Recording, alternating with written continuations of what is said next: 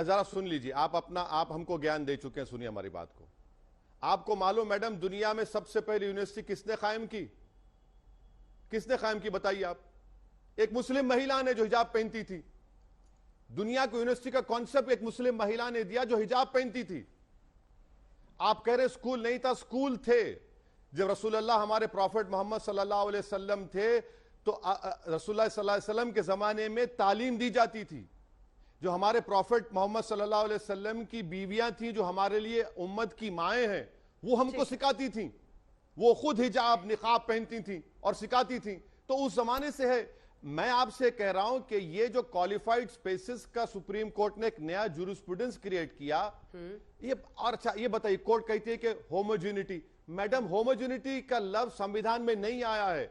संविधान में बार बार pluralism, diversity का जिक्र है और सुप्रीम कोर्ट ने कहा कि pluralism is part of the basic structure of the constitution.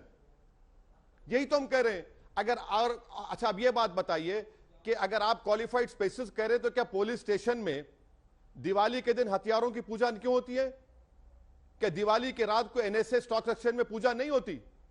क्या हम अपने कई जजेस को नहीं देखते कि वो अपने माथे पर तिलक लगाकर बैठे? क्या बताइए उसको क्या कहेंगे आप? आपने ये कह दिया कि मस्जिद एसेंशियल रिलीजियस प्रैक्टिस नहीं है, मेरी मस्जिद को तोड़ा गया। आपने कहा 5 एकड़ ले लो, आप कहीं भी नमाज पढ़ सकते। मैं गुरुग्राम में नमाज पढ़ना चाह रहा हूं, आप कहते नहीं पढ़ सकते। कहां खत्म होगा मैडम फिर ये बात? ये बताइए। और एसेंशियल रिलीजियस प्रैक्टिस कोर्ट तय करेगी या उस मजहब के जो क्वालिफाइड स्कॉलर्स हैं वो तय करेंगे? होमोजेनिटी को जो कोर्ट्स ने एक्सटेंड किया है, स्कूल, जेल, सेना, उसके पीछे एक लॉजिक है। उस लॉजिक को डिनाई नहीं किया जा सकता है। वो लॉजिक है, एक सेकंड सर, एक सेकंड नहीं है, नहीं है। एक लॉजिक आप सुनिए, तो आप एक लॉजिक को तो सुनिए।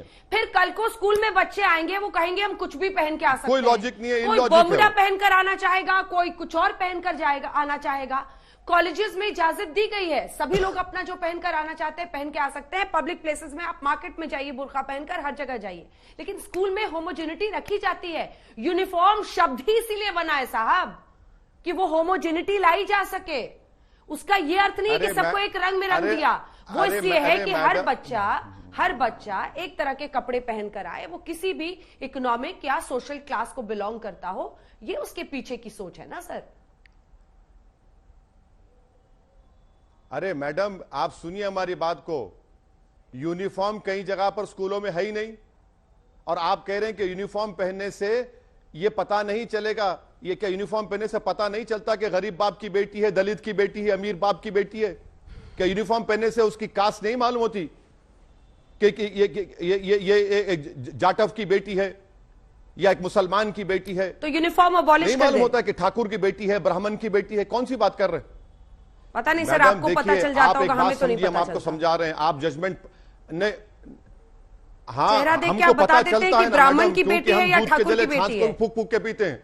आप चेहरा देख के बता देते हैं कि ब्राह्मण की बेटी है या ठाकुर की बेटी है। स्कूल पता चल जाता है, स्कूल में पता चल जाता है मैडम, स्कूल में पता चल जाता है ना।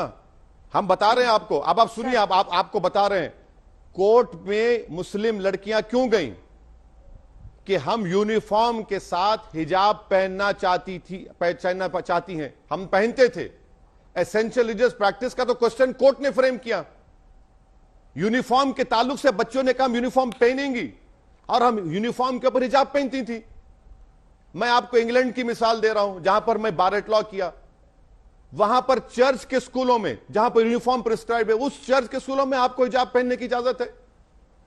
और मेरे हिजाब पहनने से किसको तकलीफ क्या हो रही है बताइए? हार्म क्या है उसमें? जो रीजनेबल टेस्ट है राइट टू इक्वालिटी का, उसमें हार्म थ्योरी है, उसमें हार्म क्या हो रहा बता रही है? स्कूल में यूनिफॉर्म की बात है। यूनिफॉर्म अरे मैडम स्कूल में यूनिफॉर्म बैन करा दीजिए। देखिए मैडम सुनिए, और एक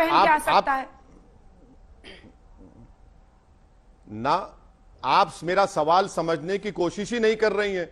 यूनिफॉर्म के खिलाफ ये लड़कियां नहीं गई थी, यूनिफॉर्म के साथ हिजाब पहन रही थी। और आपको और एक मिसाल दे रहा हूं, आपको आसानी समझ में आ जाएगा। वो ये है कि जब ये मसला कोर्ट में चल रहा था तो क्या कर्नाटका के मिनिस्टर ने ये नहीं कहा, आपके आज तक के चैनल पर दिखाया गया था कि खबरदार अगर कोई लड़की सिंदूर या तिलक लगाकर आएगी तो उसको रोकना नहीं। अब जब प्रैक्टिकली यह होगा कि हर रिलीजियस सिंबल को अलाउ किया जाएगा स्कूलों में सिवाय हिजाब के,